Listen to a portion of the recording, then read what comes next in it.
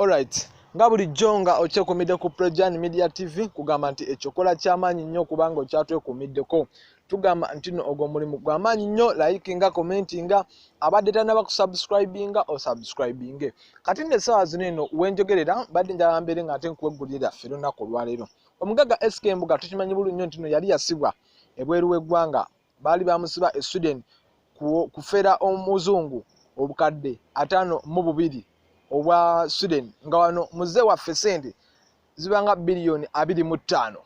Baali bamusiba nga kigambibwa nti yali yagenda okubanga alina ddiiru gy'akutula ng'alina ngomanyi musuubuzi ng'alina ebintu byagenze okusibula, ne bamukwata ne bamugulako omusango ogwo.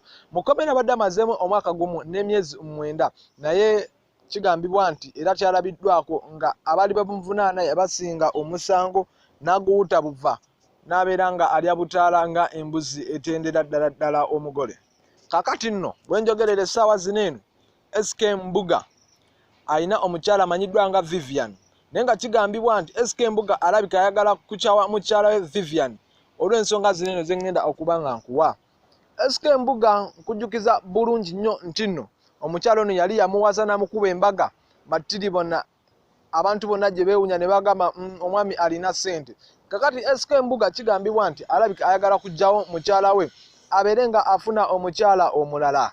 Mu nsonga nga zino eno SK Mbuga ono ebigambo bino abyogedde nga bw'ati, agambye nti nno ye nga ye ku ssente z'alina agezezaako okuba nga atuukire bannamawulire ne bamubuuzaako ku ky'omukazi nti nno SK Mbuga osuubira ofunayo omukyala omulala oba mukyala wo n'omwagala nnyo? N'agamba nti nno nze ku ssente ezange nga nze ze nnina SK Mbuga siyinza kufuna kintu kyonna kinnemesa kufuna kintu kye njagala.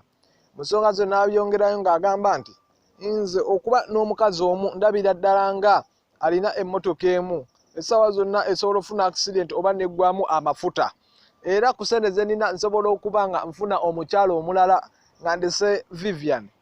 Vivian ye essaawa zino waali alabika ali ku bunkenke oluvannyuma lwa SK Mbuga okubanga yogedde ebigambo ebyo eri bannamawulire. Mukazi wattu alabika nga ddala ewaka atakyalinamu buyinza, lwa nsonga SK Mbuga alabika okuba nga ayagala kufunayo kimaama kirala. Abatannaba kusubscribinga, subscribinga, likinga, followinga. Mwebale nnyo, weebalire ddala.